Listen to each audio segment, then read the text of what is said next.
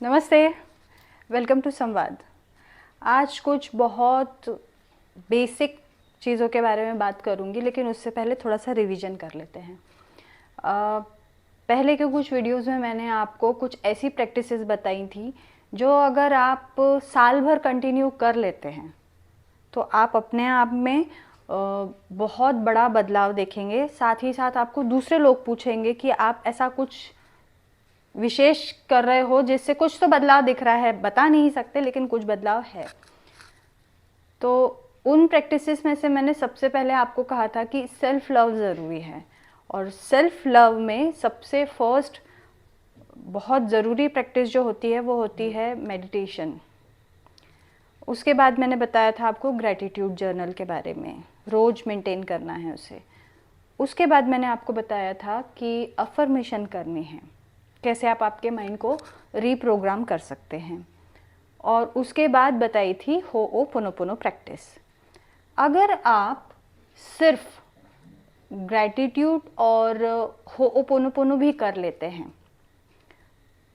तो भी आपको बहुत सारे चेंजेस दिखाई देंगे, फिजिकल लेवल पे, मेंटल लेवल पे, इमोशनल लेवल पे। ये तो हो गई पुरानी बातें।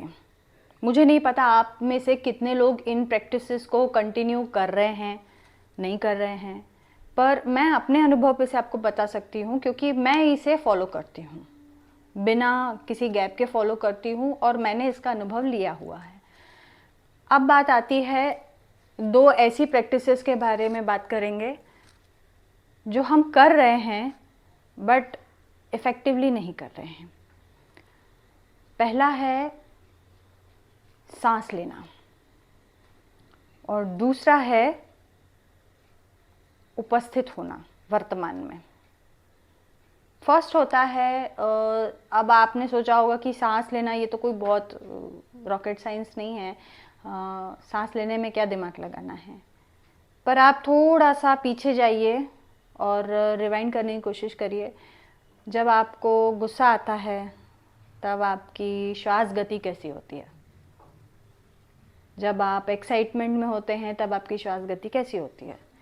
जब आप बहुत पीस में होते हैं, नेचर के पास होते हैं, जब किसी जंगल में घूमने जाते हैं, पार्क में होते हैं, मंदिर में होते हैं, तब आपकी श्वास गति कैसी होती है?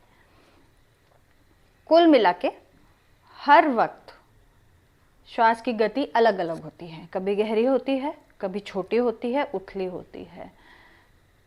तो जो बहुत ही बेसिक सी क्रिया है ना, ये क्रिया है ना, हम सांस लेते हैं, बहुत बेसिक सी क्रिया है, पर हम उस पर ध्यान देते हैं क्या? नहीं। अगर ये नहीं किया तो जीवन नहीं है, बट आप ध्यान दे रहे हैं? नहीं दे रहे। क्यों नहीं दे रहे? क्योंकि वो चल रहा है, उसके लिए आपको कोई अलग से एफर्ट नहीं लगाना पड़ रहा है। पर अगर इस पर ध्यान दे दिया तो आपका जीवन बदल जाएगा। और यही कारण है कि हमारे सनातन धर्म में या पुराणों में या ग्रंथों में श्वास का बहुत महत्व बताया गया है। चाहे आप उसको तंत्र साधना में जाके पढ़ें तो श्वास का महत्व है, चाहे आप योग सूत्र पढ़ें पतंजलि का, उसमें श्वास का बहुत महत्व है ना।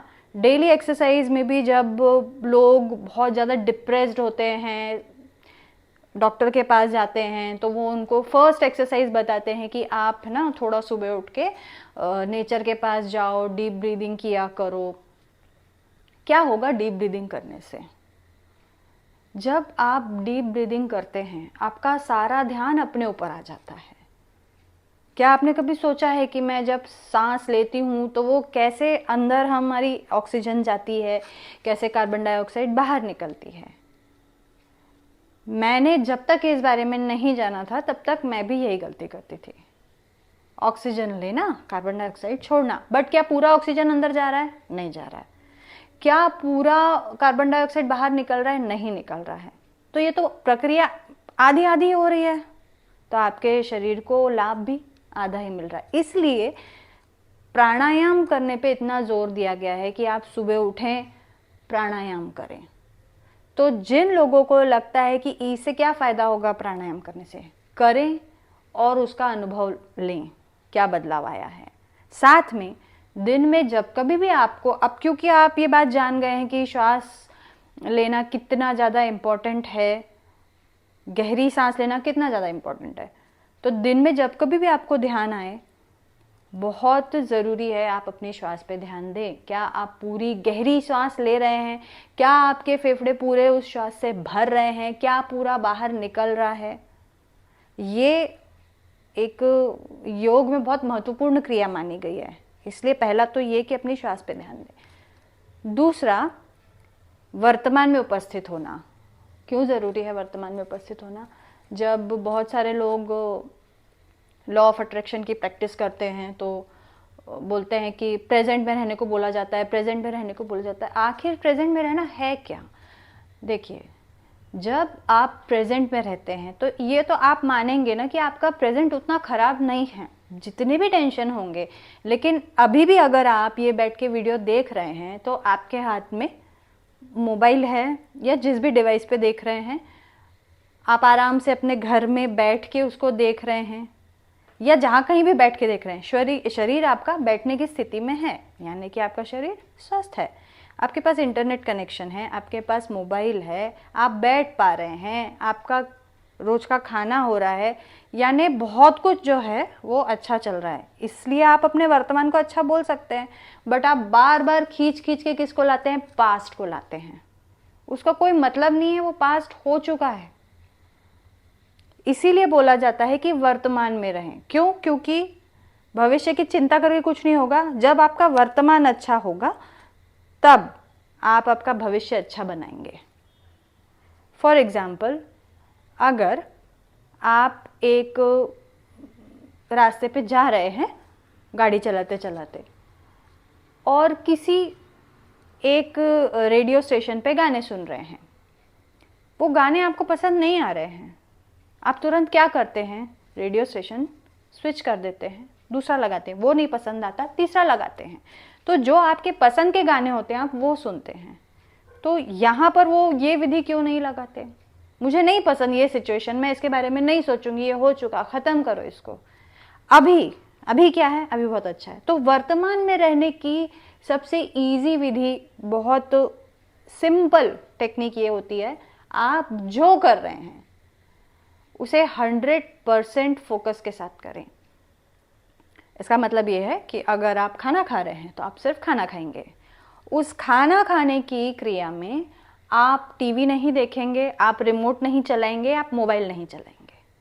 होता यह है, क्यों हम उपस्थित नहीं होते वर्तमान में? क्योंकि आप खाना भी खा रहे हैं, आप यहाँ मोबाइल में ये भी देख रहे हैं ऑफिस का क्या क्या काम बाकी है, मेल आया है, आप टीवी भी देख रहे हैं कि टीवी पे क्या चल रहा है। तो आप बहुत सारी जगह पे रहना चाहते हैं लेकिन आप कहीं पे भी नहीं होते। उससे शरीर का तनाव बढ़ता है। मतलब शरीर यहाँ है, खाना खा रहा है, उसका ध्यान खाने पे नहीं है, वो आपके अन्न जो है वो शरीर को नहीं लगेगा। मन कहीं और है, ऑफिस में। अब इन दोनों के बीच में तालमेल नहीं बैठता है। मन और शरीर दोनों अलग अलग हैं, तो तालमेल न बैठने के कारण आपका शरीर भी थकता है, मन भी थकता है, और वो जो पूरा स्ट्रेस रहता है वो आप भी झेलते हैं और घर वालों पे भी निकलता है। सो फटाफट खाना खाइए, उपस्थित वहीं रह के वो पूरा खाना फिनिश करिए, उसके बाद अपना काम करिए। तो आप जब जहाँ रहेंगे वहाँ शरीर, मन, दिमाग और पांचों इंद्रियों के साथ रहेंगे तो आपका काम अच्छे से होगा, तनाव कम होगा। और तीसरी बात ये कि जो मैंने बोला कि श्वास लेते टाइम ध्यान रखिए, तो आप दिन भर श्वास लेते टाइम ध्यान नहीं रख सकते, लेकिन अगर आप प्रेजेंट मोमेंट पे रहने की प्रैक्टिस करेंगे तो वो दोनों काम होंगे। ये जो चल रहा है अंदर, श्वास लेना और बाहर निकालना, ये भी बिल्कुल काम स्थिति में रहेगा, बिल्कुल शांत स्थिति में रहेंगे, और बाकी सब चीज़ें भी अच्छे से होंगी। इस प्रैक्टिस को आप या मैं, हम हर रोज़ कर रहे हैं, लेकिन उस तरीके से नहीं हो रही जैसी होनी चाहिए। आप अफर्मेशन करें ना करें, मेडिटेशन करें ना करें, आप ग्रेटिट्यूड प्रैक्टिस करें ना करें, ठीक है, लेकिन अगर ये दो प्रैक्टिस आपने अपनी सुधार ली, आपकी लाइफ चेंज हो जाएगी। प्रॉब्लम्स आएंगे लेकिन आप उनको जैसे डील करते हैं उसका तरीका बदल जाएगा। क्यों? क्योंकि आपका सामंजस्य शरीर में और मस्तिष्क का सामंजस्य अच्छे से बन गया है। अब वहाँ कुछ गड़बड़ नहीं है, सारा खेल इसी का है। तो कोशिश करिए इस प्रैक्टिस को करने की। बाकी आप करें तो बहुत अच्छी बात है, लेकिन अगर इसको कर लेते हैं तो 50% काम हो जाएगा। अब मुझे ऐसा लगता है कि इन सारी बातों को सुनने के बाद बहुत सारे लोग बोलेंगे नहीं होता, नहीं होता बोलते ही साथ आप कभी नहीं कर पाएंगे। तो बोलिए कि करेंगे। जैसे ही आप अपने शरीर को ये कमांड देंगे कि हाँ हम कोशिश करेंगे, तो वो आपको याद आने लग जाएगा। आपका दिमाग, आपका शरीर इस चीज़ में आपको बहुत मदद करेगा याद दिलाने में। ठीक है, तो अब नेक्स्ट टाइम मैं और किसी एक सब्जेक्ट पे आपसे बात करना चाहूँगी जिसको लेके आजकल हर कोई स्ट्रेस में रहता है। तब तक के लिए इस प्रैक्टिस को करते रहिए। धन्यवाद।